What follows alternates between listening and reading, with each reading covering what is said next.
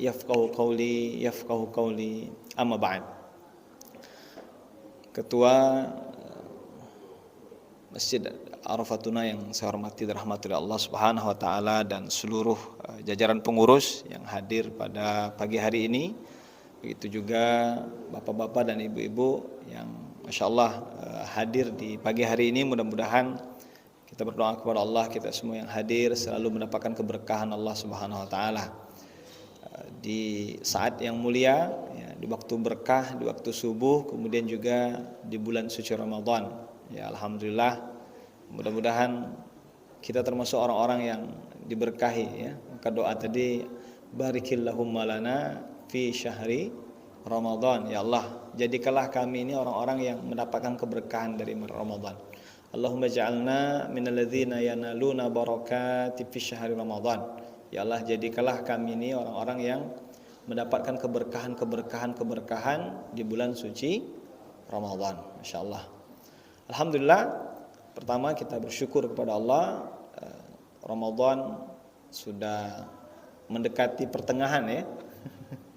Ya, sudah mendekati pertengahan. Mudah-mudahan ibadah siyam, ibadah qiyam kita ya diterima oleh Allah Subhanahu wa taala. Ya. Insyaallah kalau di masjid kita insyaallah mudah-mudahan ada kemajuan, ya. Ya, alhamdulillah. Bukan shopnya yang maju, ya. Karena ada sebagian masjid sudah mulai shopnya yang maju, jadi ada kemajuan, ya. Ya, yang harusnya 4 sab jadi 2 sab sekarang kan begitu kan. Nah, ini diingatkan lagi kita untuk selalu semangat, ya, Masya Allah. Karena para ulama begitu kan, mereka berusaha untuk mengisi, ya, dengan Ramadan dengan hal-hal yang terbaik. Salatan wa salaman ala habibina wa nabiyina Muhammadin sallallahu alaihi wasallam. Allahumma shalli ala sayyidina Muhammad wa ala ali sayyidina Muhammad. Bapak Ibuku yang saya hormati Allah Subhanahu wa taala, pagi hari yang mulia ini insyaallah kita lanjutkan kajian sirah, ya, kajian sejarah, termasuk sejarah para sahabat, ya, Masya Allah. Alhamdulillah di bulan-bulan yang lalu sudah kita bahas tentang sahabat yang termasuk khulafa'ur rasyidun, ya, khulafa'ur rasyidin, dari mulai sahabat Abu Bakar, kemudian sahabat Umar bin Khattab, kemudian Utsman bin Affan, kemudian Ali bin Abi Thalib radhiyallahu anhum. Semoga Allah meridhai mereka. Dan itu biasanya Bilal membaca, ya, malam-malam gitu kan, ketika tarawih dibacanya, ya, Abu Bakar As-Siddiq radhiyallahu an, ya, Umar bin Khattab radhiyallahu an, ya, Ali bin Abi Thalib, begitu juga Utsman bin Affan. Maka Masya Allah, mengapa kita perlu belajar sirah, ya, sahabat? Nah, ini mungkin perlu kita ulang-ulang, ya. Mengapa? Ya. Apakah para sahabat itu perlu pujian kita, kan begitu kan? Apakah mereka perlu dipuji-puji oleh kita? Ya tentu enggak, ya, karena mereka hanya mencukupkan diri dengan pujian dari Allah Subhanahu wa taala. Ya, Masya Allah, para sahabat itu mencukupkan diri dengan pujian dari Allah Subhanahu wa taala. Maka salah satu pujian Allah Subhanahu wa taala berfirman dalam surah Al-Kahf, ya, surah 18 ayat 28. A'udzubillahi minasyaitonir rajim. Wasbir nafsaka ma'al ladzina yad'una rabbahum bil ghadati wal 'ashyi yuriduna wajhah la ta'du 'ainaka 'anhum turidu zinatal hayatid dunya wa la tuti' man aghfalna qalbahu an dzikrina wattaba'a hawah wa kana amruhu furta. Ya. A'udzubillahi minasyaitonir rajim. Kata Allah Subhanahu wa taala, ya, dan bersabarlah dirimu wahai Nabi. Ya, Allah memerintahkan kepada Nabi, bersabarlah dirimu wahai Nabi bersama dengan sahabat-sahabatmu. Ya. Jadi Nabi ini diminta oleh Allah bersabar dengan para sahabat-sahabatmu. Dari orang-orang mukmin yang fakir, yang beribadah kepada Tuhan mereka semata dan menyerunya di pagi hari dan sore hari, sedang mereka menginginkan, ya, keikhlasan karena Allah, dan duduklah bersama mereka dan pergaulilah mereka. Ya, Masya Allah. Dan janganlah kamu palingkan pandanganmu dari mereka kepada orang lain dari kalangan orang-orang kafir untuk tujuan mencari kesenangan dan perhiasan kehidupan duniawi. Ya, jadi subhanallah, memang Allah Subhanahu wa taala selalu membimbing Rasulullah. Adabani Rabbi fa ahsana ta'dibi, kata dalam beberapa riwayat begitu kan. Jadi kalau Rasulullah ini langsung dibimbing oleh Allah, Allah mengingatkan Rasulullah jangan sampai berpaling karena urusan duniawi kepada orang-orang kafir. Dan janganlah kamu mentaati orang yang telah kami jadikan hatinya lalai dari mengingat kami, dan dia lebih mengutamakan keinginan hawa nafsunya ketimbang menaati penguasanya, dan keadaannya dalam seluruh perbuatannya menjadi sia-sia dan binasa. Ya, Masya Allah.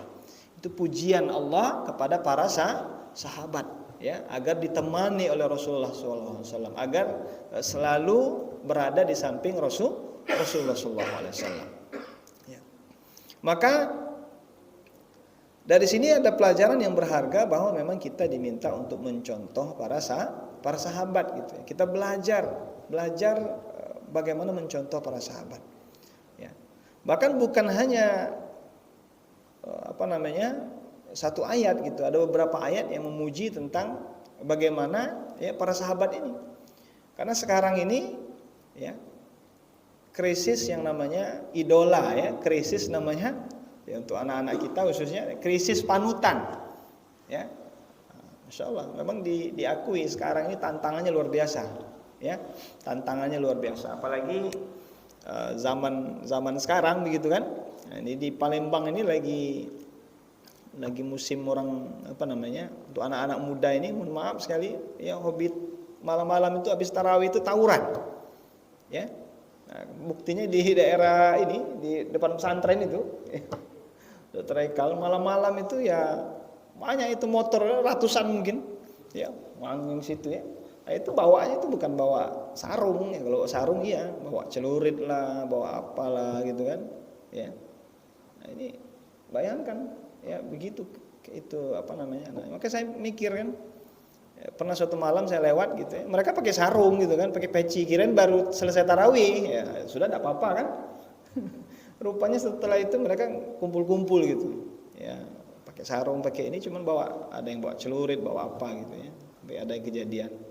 Nah, ini maka ya, kita ini krisis yang namanya ya, panutan ya, Masya Allah, udah lost gitu ya, generasi. Maka Allah ingatkan dalam surah keempat ayat 9 itu, wal yakhshal ladzina law taraku min khalfihim dzurriyyatan dhi'afa, dan hendaknya takut kita meninggalkan generasi yang lemah, ya. Saya tidak mikir gitu, kalau anak-anak misalnya jam 11 jam 12 masih di luar rumah itu kok orang tuanya nggak nyari. Ya ini kan aneh juga, ini di jam 11 jam 12 ini kan, masa orang tuanya nggak nelpon gitu. Ini banyak ratusan anak kan, memang mungkin bukan dari sana, tapi ya sampai jam 11 jam 12 masih di luar gitu ya. Nah, ini jadi Masya Allah, kita ini sekarang ini krisis namanya panutan. Maka Allah Subhanahu wa taala juga memuji sahabat ya. Misalnya kita lihat dalam surah Al-Fat ya, surah 48 ayat 29. Ya. A'udzubillahi minasyaitonirrajim, artinya ya, Muhammadur Rasulullah walladzina ma'ahu asyidda'u 'alal kuffari ruhama'u bainahum, ila akhir ayat. A'udzubillahi minasyaitonirrajim, kata Allah Subhanahu wa taala, Muhammad adalah Rasulullah. Orang-orang yang bersamanya di atas agamanya adalah orang-orang yang bersikap keras dan tegas terhadap orang-orang kafir, tetapi mereka berkasih sayang di antara mereka. Ya, subhanallah. Nah, sifat orang beriman itu adalah keras dan tegas ya terhadap orang-orang kafir, ya. Tapi sebaliknya berkasih sayang, ruhama bainahum. Ya. Nah, itu sebenarnya yang pasti begitu. Jangan terbalik. Ya, jangan terbalik sebagai orang. Jangan sampai keras dan tegas sama orang-orang beriman tapi lemah lembut terhadap orang-orang ya penguasa atau apapun begitu kan, ruhama bainahum. Tapi terbalik ya, hendaknya dalam ayat ini disebutkan ya bersikap keras dan tegas terhadap orang-orang kafir. Anda melihat mereka rukuk dan sujud dalam salat mereka, berharap Tuhan mereka melimpahkan karunia-Nya kepada mereka lalu memasukkan mereka ke dalam surga dan meridhai mereka. Ya, tanda ketaatan mereka terlihat pada wajah mereka berupa bekas sujud dan ibadah.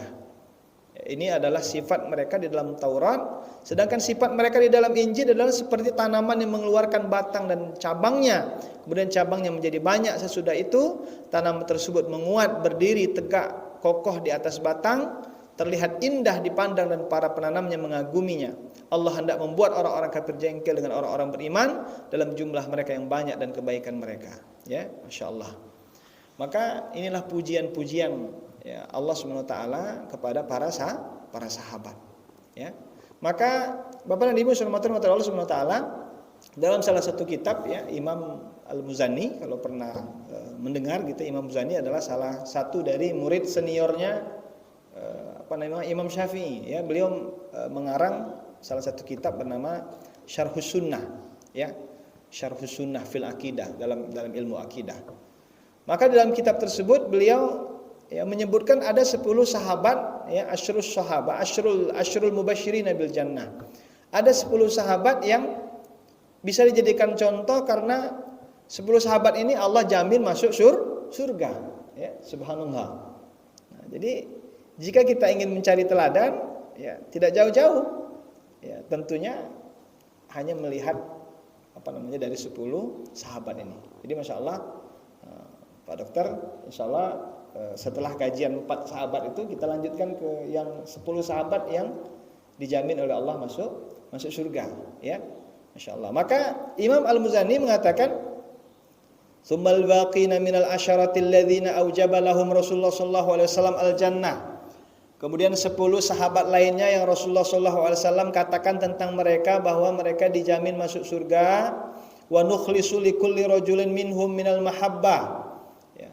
Kita pun diperintahkan untuk mencintai mereka dengan kadar yang Rasulullah SAW tetapkan, karena keutamaan yang ada pada mereka. Kemudian sahabat yang lain selain itu semoga Allah meridhoi mereka semua. Radhiyallahu anhum ajmain. Ya. Semoga Allah meridhoi seluruh sahabat.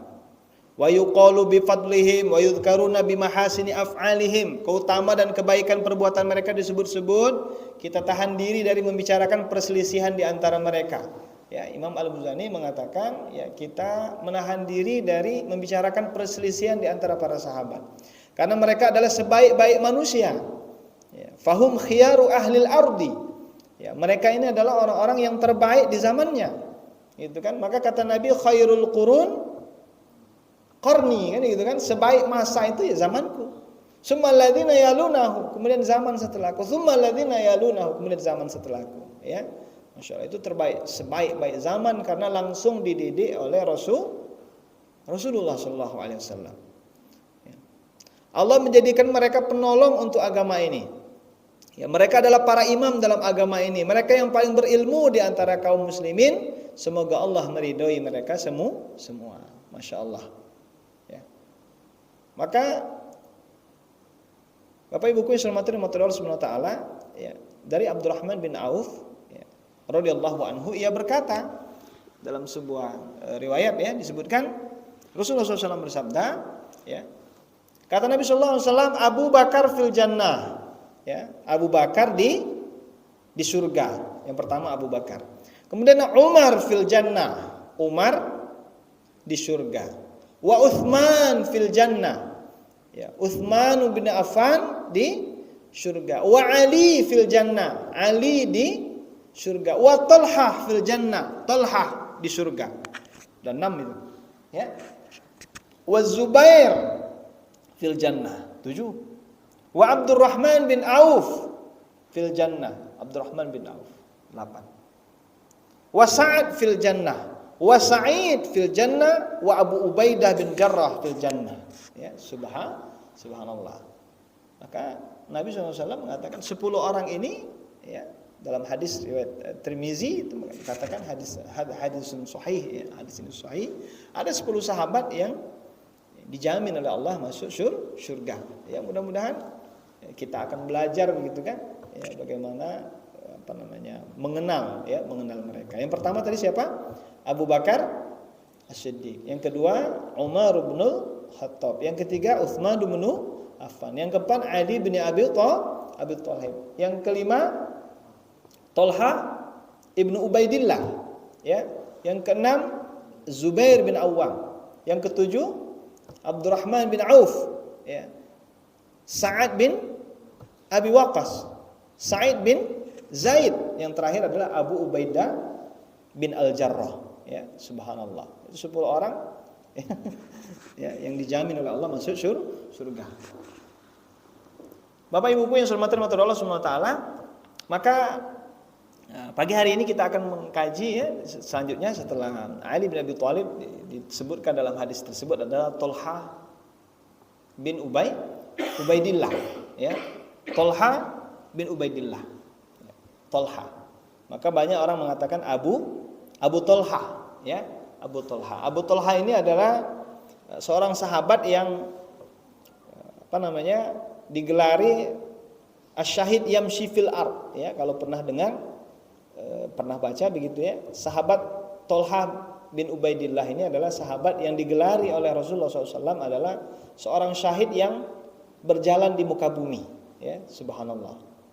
Ini Asy-Syahid Yamshi fil Ard. Biasanya syahid itu ya langsung wafat begitu kan. Tapi beliau ini digelari adalah syahid yang berjalan di muka bumi. Maka Masya Allah, nanti kita bahas ya. Bapak Ibuku yang dirahmati Allah Subhanahu wa taala, ya, nama beliau adalah Talha bin Ubaidillah, ya, bin Utsman bin Amr bin Ka'ab bin Sa'ad bin Taim bin Murrah At-Taimi Al-Qurashi. Ya. Jadi Masya Allah beliau ini adalah dari keturunan Quraisy, ya, dari keturunan Quraisy. Ya. Abu Muhammad, ya, putra paman Abu Bakar As-Siddiq. Ya. Jadi sama ya dengan Aisyah itu sepupu berarti beliau ini, ya, sepupu. Ya. Nanti kalau baca dalam sejarahnya memang Talha bin Ibnu Ubaidillah ini memang pernah menyukai Aisyah gitu ya. Pernah menyukai Aisyah radhiyallahu anha, ya. Walaupun nanti ada larangan dari Allah turun ayat bahwa tidak boleh menikahi ya, istri Rasulullah baik dalam keadaan hidup atau sudah meninggal. Maka beliau bertaubat kepada Allah Subhanahu wa taala karena ya sepupu begitu kan? Ya, sepupu dengan Aisyah gitu radhiyallahu anha. Maka ia lahir sekitar 16 tahun sebelum ya diutusnya Nabi sallallahu alaihi wasallam, ya. Nah, kisah Talha bin Ubaidillah ini dimulai saat ia lahir di Mekah pada tahun 28 sebelum hijrah, ya. Nasabnya ini bertemu dengan nasab Rasulullah sallallahu alaihi wasallam. Jadi ketemulah nasabnya ini kepada siapa? Kepada Murrah, ya.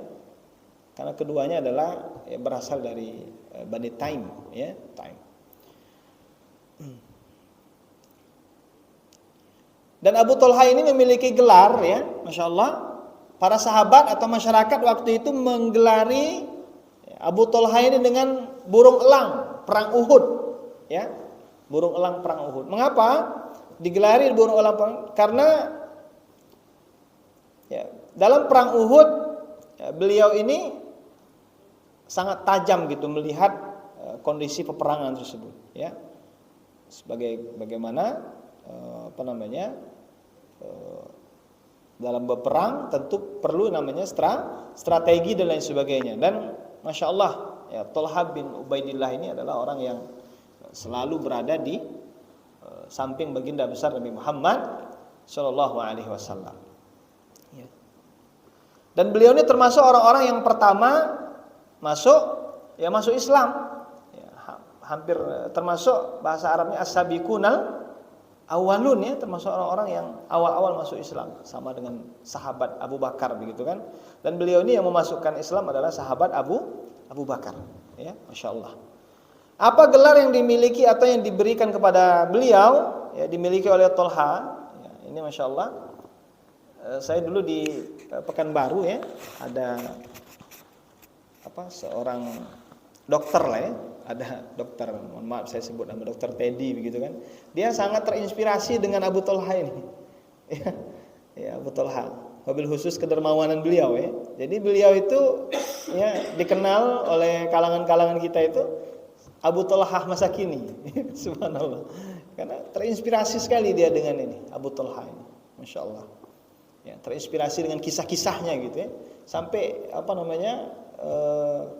ya, apa yang dilakukan oleh Abu Talhah ini dia berusaha gitu, ya Allah saya pengen seperti Abu Talhah. Ya. Sampai sekarang itu saya lihat selalu terinspirasi dia dengan kisah-kisah yang ada di sahabat Abu Talhah ini. Masya Allah. Beliau ini mendapatkan gelar yang pertama Talha al-Khair ya. Talha al-Khair itu orang ya, Talha ini adalah orang baik gitu, min ahlil khair ya.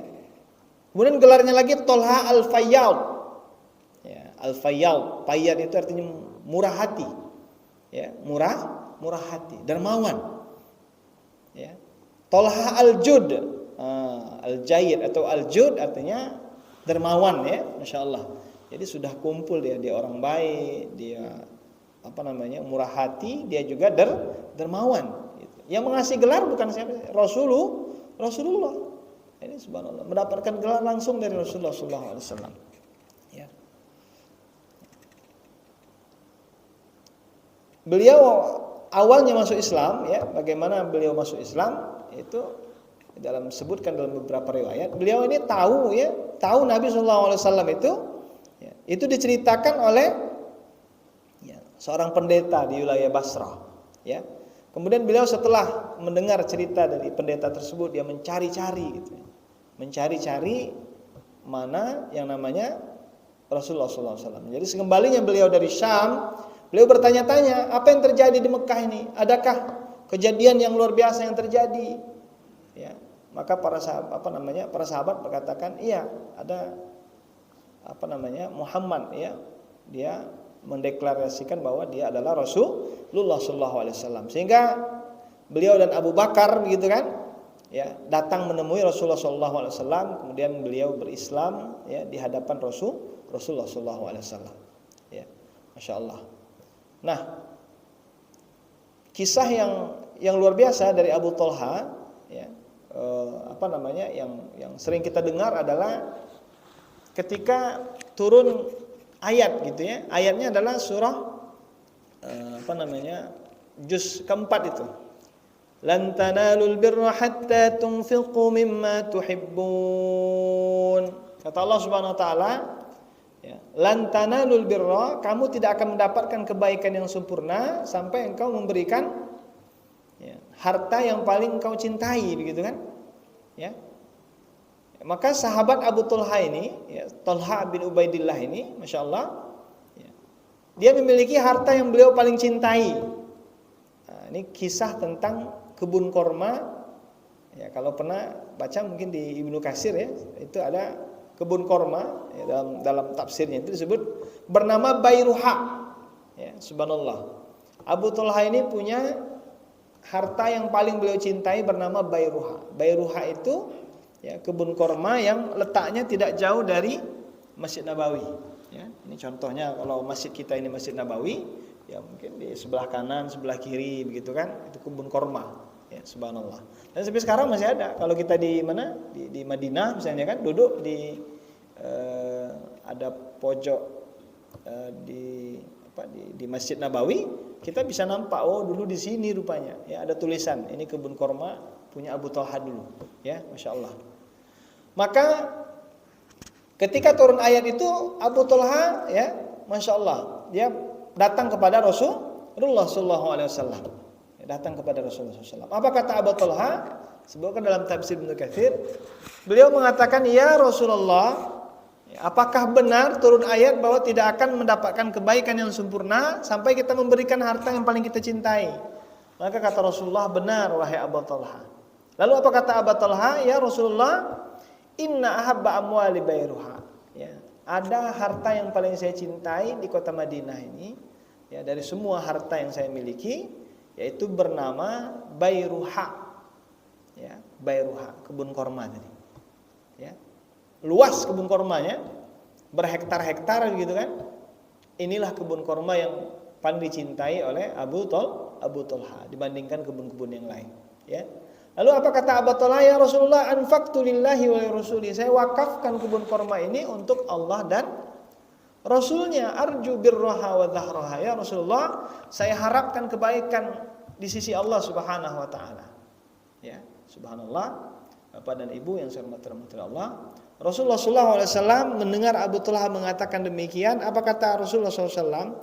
Bah anta ya Abu Talha, bah anta ya Abu Talha, bah anta ya Abu Talha. Beruntung engkau ya Abu Talha, beruntung engkau ya Abu Talha, beruntung engkau ya Abu Talha. Malun rabih, malun rabih, malun rabih. Rasulullah mengatakan malun rabih, harta yang menguntungkan, harta yang menguntungkan, harta yang menguntungkan. 3 kali Nabi mengatakan harta Abu Talha, ya, harta yang beruntung. Subhanallah. Ya. Maka benar saja Bapak dan Ibu yang sudah mati Allah, ya, saat itu kan 1445 tahun yang lalu, ya, Masjid Nabawi masih sederhana sekali, ya. Sekarang kalau kita berangkat umroh, ya, amin, ya, amin ya rabbal alamin. Mudah-mudahan yang belum berangkat umroh dimudahkan oleh Allah jalannya untuk berangkat umroh, amin, ya. Termasuk yang belum berangkat haji, mudah-mudahan Allah mudahkan untuk berangkat haji, amin ya rabbal alamin. Masya Allah, ya. Nanti kalau kita berangkat umroh atau haji, ya kita lihat di mana kebun korma sekarang yang dulu diwakafkan oleh Abu Talha 1445 tahun yang lalu. Kebun korma tersebut sudah menjadi Masjid Nabawi sekarang, ya, sudah ada perluasan begitu kan, ada perluasan. Jadi kebun korma itu sudah komplek Masjid Nabawi, masya Allah. Ya, setiap hari datang ratusan ribu orang, ya, setiap tahun datang jutaan orang berkunjung ke makam Rasulullah, baca Quran, sholat, pahalanya itu ngalir gitu, bagaikan anak sungai kepada, ya, pundi-pundi amalnya Abu Talha radhiyallahu anhu, ya, sampai hari kiamat begitu, ya, terus mengalir, ya. Maka benarlah apa yang disebutkan oleh Rasulullah, malun rabi, harta yang menguntungkan, ya. Abu Talha sudah tidak ada, tapi investasinya masih berjalan, ya. Nah, makanya dalam bahasa hadis itu ada 3 investasi jangka panjang, ya, masya Allah. Ada investasi jangka panjang, ya, ada 3 ibadah investasi jangka panjang. Yang pertama sedekah jariyah, ya, sedekah jariyah. Para ulama sepakat sedekah jariyah itu wakaf, ya, wakaf, ya, wakaf itu, ya, akhdul manfaat, mengambil manfaat. Jadi subhanallah, ya, masya Allah, barakallah, yang mewakafkan tanah untuk pembangunan Masjid Arafatuna, ya, masya Allah. Kemudian membantu pembangunan dan sebagainya. Ini termasuk investasi jangka panjang begitu kan, ya, investasi jangka panjang. Mungkin orangnya meninggal, ya, subhanallah.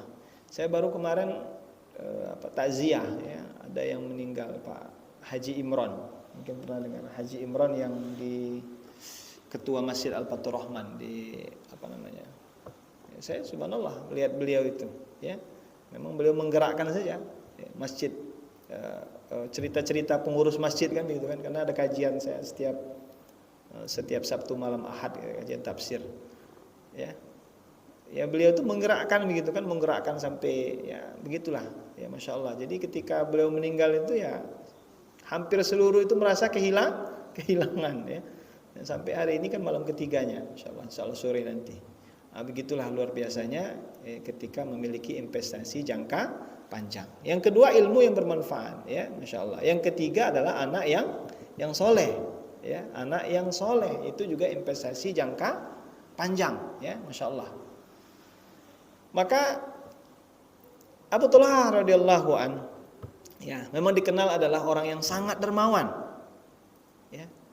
Bahkan saya baca dalam Ibnu Katsir, ya, beberapa kitab sirah itu, ya, ini kalau kebanyakan orang itu pusing kalau tidak punya harta, begitu kan? Ya, kebanyakan kita mungkin kalau lagi tidak punya duit gitu kan, kita pusing begitu kan. Tapi kalau Abu Talha ini pusingnya kalau, ya, dia ini banyak harta, ya, cak mano nak nghabiskan harta yang dimiliki. Nah, itu yang luar biasa, terbalik jadi. Jadi suatu saat masya Allah disebutkan dalam sejarahnya beliau mendapatkan harta dari Hadramaut Yaman ya, dari sebuah lembah begitu kan. Itu harga lembah tersebut ya, beliau mendapatkan keuntungan sekitar 700.000 dirham. Ya, 700.000 dirham. 700.000 dirham itu kalau dijadikan rupiah sekitar 35 miliar lah ya. Ya, Masya Allah. Mendapatkan harta dari sana. Ya. Kemudian saking pusingnya Abu Talha ini gitu kan, cak manolah nih harta begitu banyak ini gimana ini caranya? Maka dia ngomong sama istrinya, ya, istrinya bernama Saudah, ya, Saudah binti Auf. Dan sang istri menyarankan, wahai Abu Talha, ya, kalau bisa harta ini dibagi-bagikan saja, ya, dibagi-bagikan saja, ya, subhanallah. Maka Abu Talha ini menyetujui saran daripada istrinya sehingga dibagikan semua harta tersebut tanpa tersisa sedikit pun, ya. Subhanallah. Inilah bentuk kedermawanan. Jadi jika melihat memang ya Abu Talha wajar kalau digolongkan menjadi orang yang ya termasuk salah satu dari penghuni surga begitu ya. Ya, dermawan itu luar biasa. Ya, dermawannya luar biasa. Ya. Termasuk juga Abu Talha ini adalah orang yang suka memodali orang mau nikah. Nah, ini juga dalam sejarahnya ya. Jadi ada orang-orang yang mau menikah, mohon maaf mungkin karena kekurangan biaya dan sebagainya. Maka Abu Talha inilah yang menjadi garda terdepan begitu ya. Jadi kalau ada yang mau nikah begitu ya, Abu Talha cari. Ya, Talha bin Ubaidillah. Ya. Nah, jadi gimana Ustaz Hamdani? Model nikah ya, Masya Allah, masih banyak yang bujangan ya. Nah, jadi subhanallah. Maka kalaupun di sekarang ini ada orang-orang yang mungkin kan ada ya, ada nih. Kalau dari Kuwait itu ada nikah massal ya dokter ya. Saya lihat di pesantren saya yang di Jawa Barat, orang-orang Kuwait itu ya mengadakan acara nikah massal gitu ya. Yang nikah itu luar biasa, ada sekitar 100 orang, 200 orang di Jakarta. Itu dibiayai semua ya. Mungkin mengambil pelajaran dari sahabat Abu Talha ya, radhiyallahu anhu ya. Nah, keutamaan beliau ya, Masya Allah.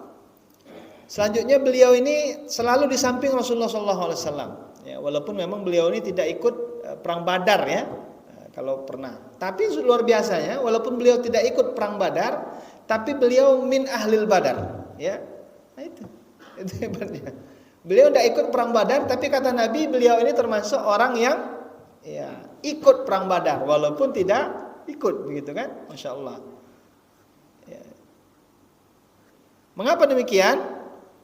Jadi saat perang Badar terjadi, beliau ditugasi oleh Rasulullah ke Madinah ya, bersama Sa'id bin Zaid ya, tugasi untuk ada urusan penting begitu kan ke Madinah, sehingga ya beliau sedih sekali kok nggak bisa ikut perang Badar ya. Tapi kata Nabi SAW, Abu Talha ya pahala yang didapatkannya sama dengan orang yang berperang ya ketika perang Badar. Jadi subhanallah ya. Jadi walaupun absen begitu kan, karena di Madinah juga beliau bertugas untuk memata-matai kekuatan kaum Quraisy ya, waktu itu yang ingin menyerang ya Rasulullah SAW. Jadi Masya Allah ya. Nah, yang terjadi di perang Uhud, Bapak dan Ibu saudara Allah SWT ya. Jadi ketika selesai perang Badar itu kan ada perang Uhud ya setelah itu kan ya. Jadi ketika pulang dari memata-matai orang Quraisy, jadi sahabat Talha bin Ubaidillah ini ya, menemani Rasulullah SAW ketika perang Uhud. Nah, di perang Uhud kita tahu ya, di akhir-akhir begitu kan, ketika pasukan pemanah turun ya. Nah, akhirnya kaum muslimin terdesak. Bahkan orang-orang kafir itu sengaja menargetkan ya Rasulullah Shallallahu alaihi wasallam. Ya, jadi mereka mengarahkan panah-panah itu pada Rasulullah Shallallahu alaihi wasallam. Ya. Nah, maka siapa orang yang menjadi benteng begitu kan? Yang menyerahkan, yang berlari, yang langsung mendekat Rasulullah SAW. orang yang menjadikan tubuhnya itu ya, sebagai perisainya Rasulullah. Siapa? Abu Talha bin Ubaidillah ini. Beliau berlari mendekap Rasulullah SAW, merangkul ya, tangan kanannya ya, diacungkan pedang, tangan kirinya dirangkul Rasulullah SAW, sehingga beliau ya menjadikan tameng ya, badannya melindungi Rasulullah ya. Maka orang-orang kafir menganggap Rasulullah sudah wafat, begitu kan ya, karena beliau digendong oleh Abu Talha ini, digendong Rasulullah ya ke atas bukit ya. Kemudian apa kata Nabi sallallahu alaihi wasallam ya, apa kata Abu Talha kepada Rasulullah? Ya Rasulullah, saya pertaruhkan segala-galanya untuk engkau ya Rasulullah sallallahu alaihi wasallam. Maka Nabi sallallahu alaihi wasallam berkata, ya anta haqqun, ya engkau benar-benar Talha yang soleh, surga Allah pasti telah tersedia untukmu wahai Abu Talha ya. Maka kata sahabat Abu Bakar ya, beliau menghitung berapa anak panah yang menancap di tubuh Abu Talha ya, subhanallah. Setelah dihitung kata Abu Bakar As-Siddiq, ada 70 ya panah yang menancap di tubuh Abu Talha ya. Dan semua jari-jarinya itu ya putus begitu ya, karena melindungi Rasulullah SAW. Maka benarlah kata Nabi SAW ya, Talha ini adalah syahid ya. Talha ini adalah barang siapa yang ingin, kata Nabi SAW, man arada ay yangzur ya, fi ma'nal hadis, orang yang ingin melihat syahid tapi masih hidup dan berjalan di muka bumi, yamshi fil ar, maka lihatlah Talha bin Ubaidillah ya. Beliau masih hidup tapi beliau sudah digelari syahid ya, subhanallah, karena melindungi ya badannya ya, seluruh tubuhnya. Bahkan ada 70 anak panah dan ada 79 luka tebasan pedang ya, tusukan tombak dan pergelangan tangannya sampai putus ya. Jadi subhanallah, itulah generasi yang terbaik yang benar-benar menyerahkan seluruh jiwa raganya ya untuk Allah dan Rasulnya ya, subhanallah. Yang terakhir ya, Bapak dan Ibu yang dirahmati Allah Subhanahu wa taala, Abu Talha ini meninggal atau wafat ya, ketika perang Jamal ya, perang Jamal. Jadi wafatnya itu ketika perang Jamal ya, sebenarnya perang ini tidak dikehendaki sebenarnya ya, karena zaman masih ketika terbunuhnya Umar gitu kan, terbunuhnya Utsman, itu semua lagi goyang ya, istilahnya kondisinya lagi tidak baik-baik saja ya. Maka Sayyidah Aisyah juga itu meminta siapa kira-kira yang membunuh Utsman gitu, minta diadili dan sebagainya ya. Lalu mereka saling menjaga, tapi memang di mana-mana pasti ada penyusup gitu kan ya, dari kelompok Sayyidina Ali, kemudian dari kelompok Sayyidah Aisyah ya.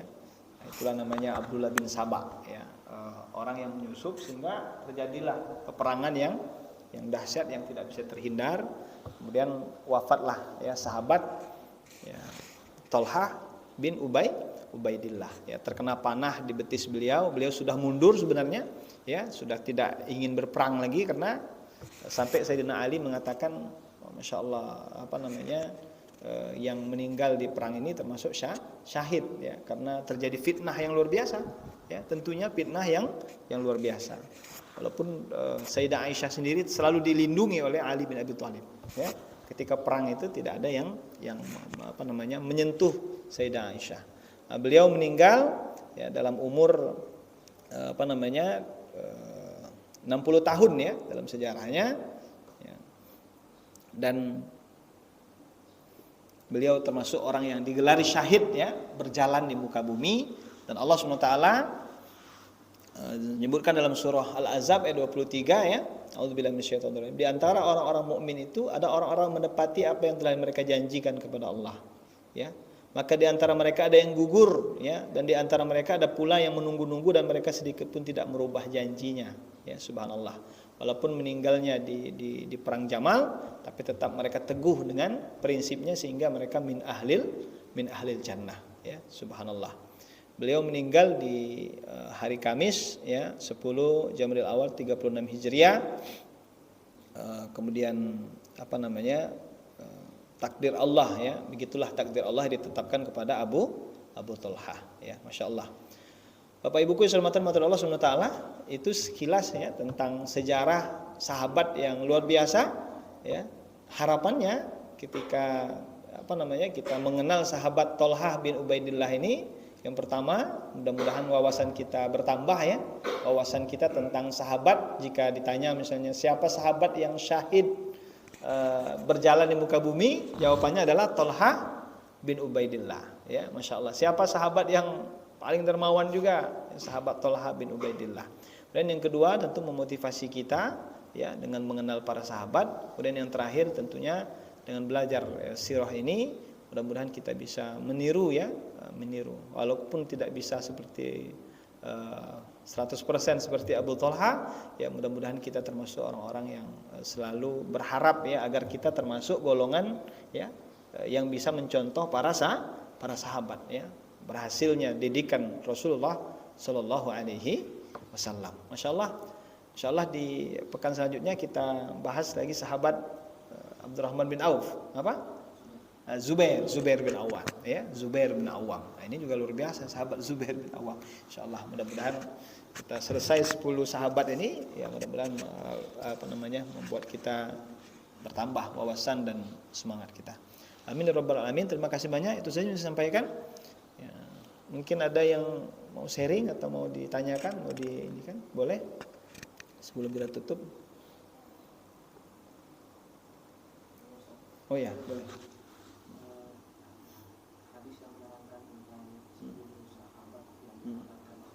Ya. Apakah itu membatasi bahwa hanya 10 itu saja yang pernah dikabarkan masuk surga? Kemudian apakah dalam arti yang lain tidak ada yang yang kedua, apakah beratnya mereka itu Masya Allah, barakallah. Hadis yang mengabarkan ya tadi yang salah satunya sahih ya menurut para ulama ya, Abu Bakar, Umar, Utsman fil jannah, sampai ini hadis ini memang sebenarnya pengabaran ketika di dunia ya, artinya ketika Rasulullah SAW masih hidup dan beliau mengabarkan ya 10 sahabat ini termasuk sahabat yang memiliki keutamaan ya, Masya Allah. Maka di antara sahabat itu begitu banyak keutamaan. Dan seluruh sahabat ya tentunya kata Allah radhiyallahu anhum wa radu'an. Ya, Allah ridhoi mereka dan mereka ridho dengan Allah Subhanahu wa taala. Ya. Hanya dikabarkan ketika Rasulullah hidup ya, ada 10 orang yang memiliki keutamaan dan itu langsung dari lisan Rasulullah, termasuk 10 orang yang dijamin oleh Allah masuk surga. Ya.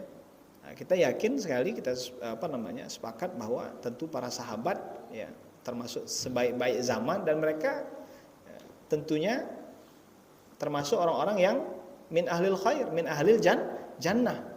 Cuma keutamaan yang 10 ini memang dikabarkan oleh Rasulullah SAW ya ketika beliau masih hidup ya. Jadi bukan berarti yang 10 sahabat ini saja dijamin masuk surga kan begitu kan. Nah, maka artinya kalau secara keseluruhan kata Allah dalam beberapa ayat ya, termasuk surah Al-Ahzab, surah Al-Fat begitu kan, ayat 29, radhiyallahu anhum wa radu'an. Itu yang pertama. Kemudian yang kedua, jika kita lihat apakah sahabat ini juga maksum begitu kan? Maksum. Ya, maksum itu artinya terhindar dari dosa kecil kan gitu kan? Ya, maksum, terjaga begitu.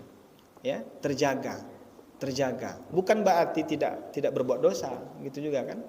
Ya, bahkan Rasulullah SAW itu ya maksum, dijaga oleh Allah Subhanahu Wa Taala. Maka ketika salah satu ayat misalnya tentang yang menegur Rasulullah SAW, ya, anja'ahul a'ma, benar nggak? Abasa wa tawalla anja'ahul a'ma, gitu kan? Ya. Ini kan salah satu ayat yang menegur Rasulullah SAW ketika beliau menghadapi para pembesar Quraisy, sedangkan ada seorang buta begitu kan, Abdullah bin Umi Maktum yang datang, kemudian Rasulullah memalingkan muka beliau, ya. Tapi karena Allah menjaga beliau kan begitu kan. Nah, makanya maksum itu sebenarnya di situ, ya, dijaga oleh Allah Subhanahu wa taala. Nah, apakah para sahabat maksum seperti maksumnya Rasulullah? Ya tentu tidak, ya, tentu tidak. Para sahabat tidak maksum seperti maksumnya Rasulullah SAW, ya. Hanya para sahabat ini, ya, kita lihat memang langsung dididik oleh Rasulullah, ya. Nah, jadi jika melakukan kesalahan yang menjaganya adalah, ya, Rasulullah, langsung diberikan kabar begitu, ya, diberikan kabar. Ya. Jangankan para sahabat, termasuk orang-orang Yahudi saja yang ingin berbuat jahat kepada Nabi, langsung ada malaikat Jibril yang mengabarkan, ya, subhanallah. Kalau derajat maksumnya, ya tentu tidak seperti derajat Rasulullah SAW yang dijaga langsung oleh Allah Subhanahu Wa Taala, ya. Kalau para sahabat lain tentu itu atas didikan Rasulullah SAW, ya. Nah, ini konsep maksum ini juga berbeda dengan, mohon maaf, kalangan Syiah, ya, yang menganggap bahwa imam itu ya memang nggak ada salahnya. Kan begitu kan, nggak ada salahnya. Pokoknya kalau udah imam yang mengatakan, ya sudah, ya ikut saja. Tidak boleh dibantah, tidak boleh dikoreksi, ya begitu, ya.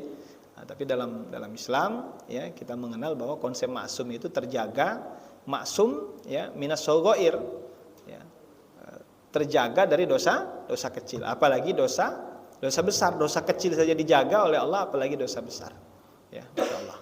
Mungkin begitu dokter sharingnya, insyaallah. Syukran, jazakumullah khairul jazaa, ya. Ada lagi yang mau sharing atau menambahkan? Oh ya, boleh.